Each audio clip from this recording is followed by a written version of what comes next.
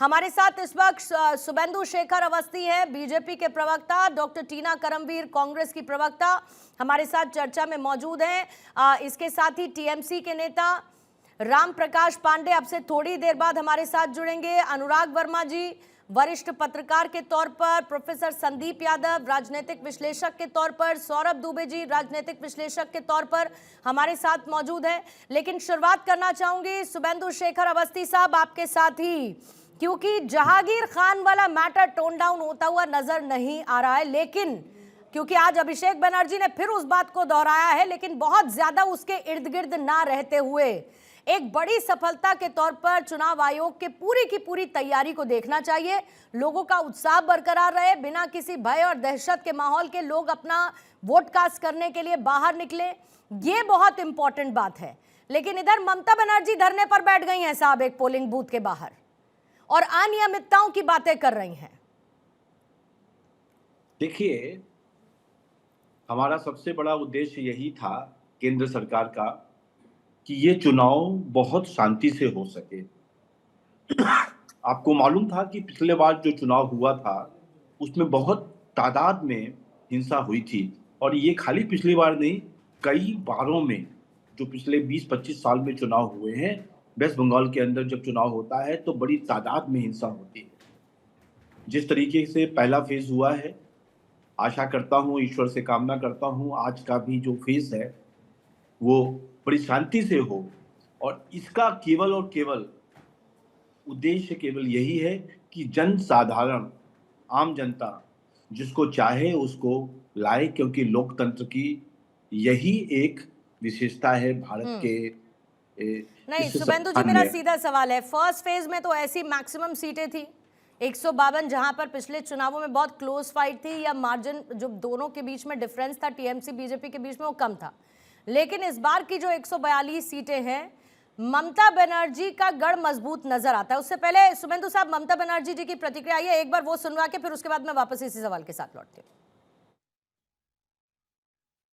क्या उत्तर करते सीआरपीएफ देखो কোর্টের একটা অর্ডার আছে, ওই যে কোর্টের অর্ডার মানব না, আমরা কন্টেম্পট অফ কোর্টের নোটিশ দিয়েছি, তা সত্ত্বেও কতগুলো অবজারভার এসেছে বাইরে থেকে, বিজেপি যা বলছে তাই করছে। তুমি চক্রবেড়িয়ে গিয়ে দেখেছো আমাদের সব পোস্টার খুলে দিয়েছে, সব এইভাবে ভোট হয়। ভোট তো মানুষ দেবে, পুলিশ দেবে না, সিকিউরিটিও দেবে না, আর কয়েকজনকে নতুন নিয়ে এসছে, তারা যা ইচ্ছে করে যাচ্ছে, টেররিজম করছে এলাকায়, এরপরে তো চলে। ठीक है, शुभेंदु जी अपनी बात को पूरा करें। हाँ, मैं खाली एक ही चीज कहूंगा कि हम बड़ी अच्छी सीटों की संख्या से वेस्ट बंगाल में सरकार बना रहे हैं, और आज शाम को जब ये सत्र खत्म होगा, वोटिंग खत्म होगी, तो एग्जिट पोल के विषय में भी आप लोग बताओगे सब लोग। हम तो वहाँ क्षेत्र में जमीनी स्तर पे काम करके आ रहे हैं। पिछली बार भी लगभग 10% सीटें ऐसी थी, लगभग 77 सीटें ऐसी थी जहां पे हमारा मार्जिन 10% से कम था। तो यदि उन सबको हम जोड़ा जाए तो भी हम सरकार बनाते हैं। हमने उस स्थानों पे ज्यादा काम किया है जहां पे लास्ट टाइम मार्जिन हमारा बहुत मार्जिनल रह गया था, और इस बार हम आपको कहते हैं कि 4 तारीख का वेट करिए, वेस्ट बंगाल में भी डबल इंजन की सरकार बनाएंगे। मैं कोई बहुत ऊंची बातें नहीं कह रहा हूँ, कोई सपनों की बातें नहीं कह रहा हूँ, बट एक बात जरूर कह रहा हूँ कि इस बार जनता ने मैं वहाँ पे जमीनी स्तर पे काम किया है, लोगों का माहौल, बहनों का मातृशक्ति ने बहुत बड़ा सहयोग किया है। तो आने वाले समय पर 4 दिन के बाद 4 मई को जब आप देखेंगे, एक बड़ा बदलाव इस देश में वेस्ट बंगाल के अंदर भी आपको दिखाई देगा। ठीक है, यानी परिवर्तन की बयार बीजेपी महसूस कर रही है। टीना करमवीर, आपकी प्रतिक्रिया पहली, सेकेंड फेज ऑफ इलेक्शन के लिए कांग्रेस की पोजिशनिंग, टीएमसी की जो भी अग्रेसिव कैंपेनिंग और बीजेपी की ग्राउंड पर तैयारी।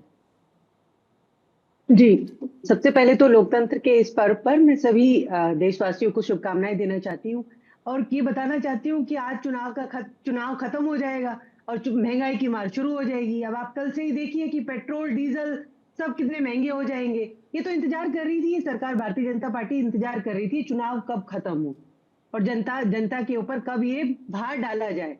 तो आज चुनाव खत्म, कल से आप जो है खबरें दिखाइएगा, ब्रेकिंग न्यूज, पेट्रोल इतना महंगा, डीजल इतना महंगा, एलपीजी इतना महंगा।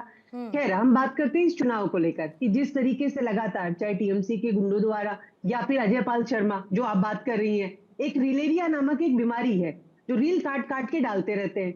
अब ये क्या दिखा रहे हैं?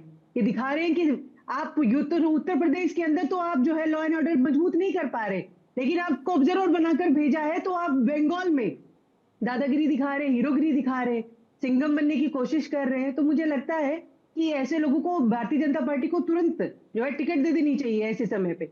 अब यूपी में चुनाव है, उनको टिकट दे दीजिएगा। तो ये ऐसे ऐसे लोगों को जानबूझ के ढूंढते हैं कि भाई हाँ ये हमारे चुनाव प्रचारक होंगे या इस तरीके से। अच्छा। लेकिन मुझे लगता है कि किसी भी अधिकारी को इन सब ये सब जो कर रहे हैं ना, रील कटवा कटवा कर डालना, अपने आप को फेमस करना, इन सब चीजों से बचना चाहिए और ध्यान देना चाहिए। क्योंकि जिस तरीके की वीडियोस हमने देखी है वो हमने देखा है, हमने तो